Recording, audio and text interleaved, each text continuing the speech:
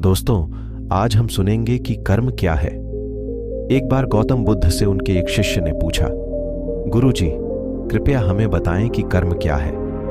गौतम बुद्ध ने अपने शिष्य से कहा कि कर्म को समझने के लिए मैं तुम्हें एक कहानी सुनाता हूं। इस कहानी से तुम समझ जाओगे कि कर्म क्या है। बुलंद शहर का राजा घोड़े पर बैठकर अपने राज्य का भ्रमण कर रहा था। चारों तरफ भ्रमण करने के बाद वह एक दुकान के सामने आकर रुक गया।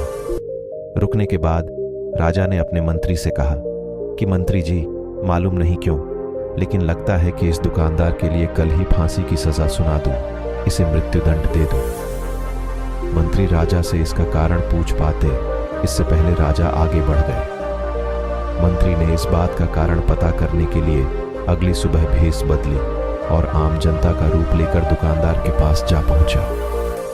दुकानदार चंदन की लकड़ी बेचने का काम किया करता था। मंत्री ने दुकानदार से पूछा कि उसका काम कैसे चल रहा है। तब दुकानदार ने बताया कि उसका बहुत बुरा हाल है।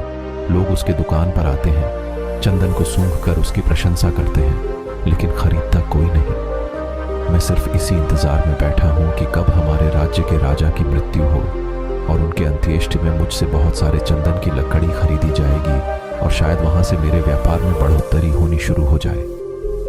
मंत्री को सारी बात समझ आ गई कि यही वह नकारात्मक विचार है जिसने राजा के मन को भी नकारात्मक किया। वह मंत्री बहुत बुद्धिमान था। उसने सोचा कि मैं आपसे थोड़ी चंदन की लकड़ियां खरीदना चाहता हूं। यह सुनकर दुकानदार भी खुश हुआ और उसने सोचा कि चलो कुछ तो बिका। उसने चंदन की लकड़ी को कागज से लपेटा और अच्छी तरह पैकिंग करके वह लकड़ी मंत्री को दी।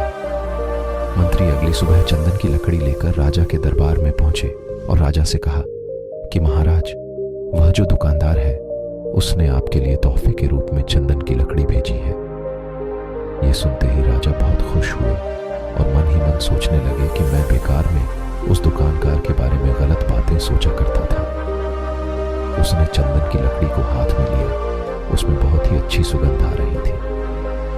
राजा इससे बहुत ही खुश हुआ और उसने दुकानदार के लिए मंत्री के हाथों सोने के सिक्के भिजवाए। उसी आम जनता का रूप लेकर मंत्री अगले दिन सोने के सिक्के के साथ दुकानदार के पास पहुंचा।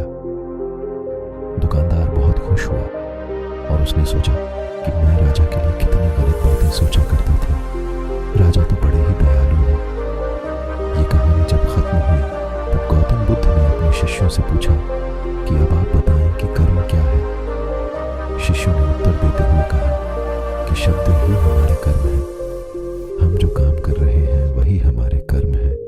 जो हमारी भावनाएं हैं वही हमारे कर्म है। गौतम बुद्ध ने सभी शिष्यों के जवाब सुनने के बाद कहा, आपके विचार ही आपके कर्म है। अगर आपने अपने विचारों पर नियंत्रण करना सीख लिया तब आप महान बन जाते हैं। जब आप अच्छा सोचते हैं तब आपके साथ अच्छा होता भी है।